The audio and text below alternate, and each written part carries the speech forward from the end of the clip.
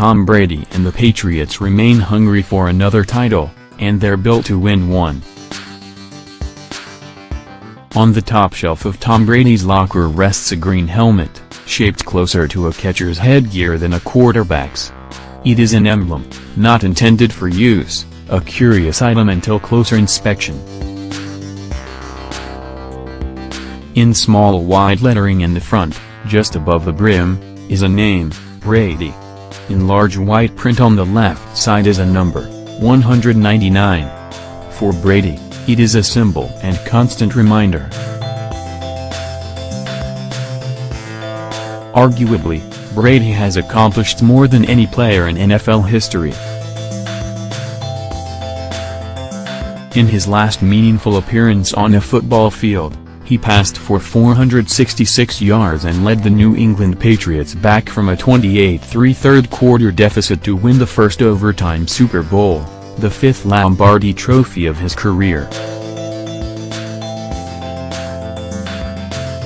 The performance, perhaps his greatest, capped a season that started with a 4-game suspension, which the league handed down on the dubious claim he deflated footballs. Over the offseason, he turned 40. And yet every day he shows up for work, Brady sees the green helmet in his locker. On the front is his name. On the side, that number, is his draft position. He will not let himself forget. He clings to this light, 17 years later, as daily ammunition. The Patriots' utter rejection of complacency, from the top down, is one reason they again find themselves at the center of the league. The NFL has revolved around the Patriots for nearly 2 decades, perhaps never more than the season about to dawn. They are a standard and a target, a lightning rod and a model franchise. Every team that fashions itself a contender knows the Patriots, at some point, will stand in their way. 5 of the last 6 Super Bowls and 10 of the last 16 have been won by either the Patriots or the team that knocked out the Patriots. The Patriots' preeminence flows from their inability to feel satisfied. The Patriots may not repeat, but they understand how to avoid the traps to which other champions succumb. It's knowing that it's a process, safety and team captain Devin McCourty said. There's no letting off the gas or thinking we can relax. We know how hard it is. Getting to play longer seasons teaches you that you can never really be comfortable. You have to keep trying to get better, keep pushing. I wouldn't say it helps a lot on the field. But the day-to-day of what you need to do and how you need to buy in, you learn. Until you do it, you don't really realize how hard it is.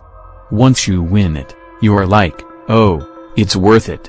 That teaches you to keep doing it. That's the experience guys that have done it bring to the team. This offseason only enhanced New England's status as the NFL's epicenter. Despite a 17-2 record, the Patriots reloaded. They are heavy favorites to defend their Super Bowl title after the headlining additions of elite cornerback Stephon Gilmore in free agency and number 1 wide receiver Brandon Cooks from the New Orleans Saints. The rest of the Patriots roster overflows with talent and flexibility. They acquired running backs Rex Burkhead and Mike Gillislee, adding versatility and power to their backfield, while replacing departed tight end Martellus Bennett with Dwayne Allen. They lost Rob Ninkovich to retirement but re-signed key linebacker Dont'a Hightower. Their offensive line returns intact. Tight end Rob Gronkowski, who missed 8 games and the Patriots' entire playoff run, has returned with enough confidence in his health to play in a preseason game for the first time since 2012. The Patriots faced 2 key questions: both owing to developments late in the preseason. They waived defensive end Coney Ely, whom they had acquired from Carolina in March. The failed experiment leaves them with a thin pass rush, especially with third-round pick Derek Rivers out for the season. More troubling, the Patriots lost Julian Edelman, Brady's most trusted receiver and perhaps the best third-down weapon in football, for the season with a torn anterior cruciate ligament. The injury puts pressure on oft-injured Danny Amendola to stay healthy, but the Patriots should be able to survive with second-year improvement from Malcolm Mitchell and using Burkhead in the slot.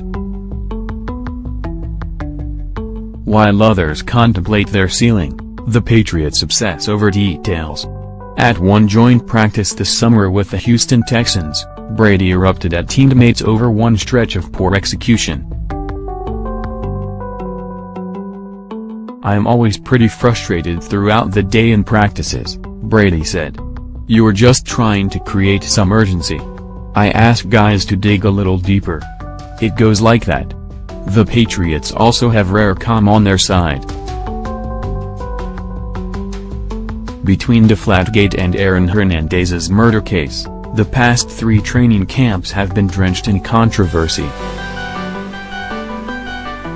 Last year, Brady remained entangled in a dense legal battle against the NFL, and the Patriots didn't know until days before their opener who would line up under center.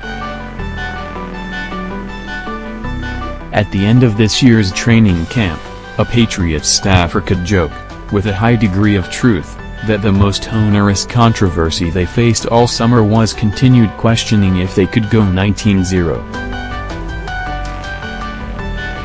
The headgear inside Brady's locker this summer has received far less attention than the model in last year's, a red Make America Great Again hat. The Patriots' connection to President Trump cranks up the spotlight on them, too. While several Patriots skipped their White House visit, their brain trust has close ties. Brady considers Trump a friend.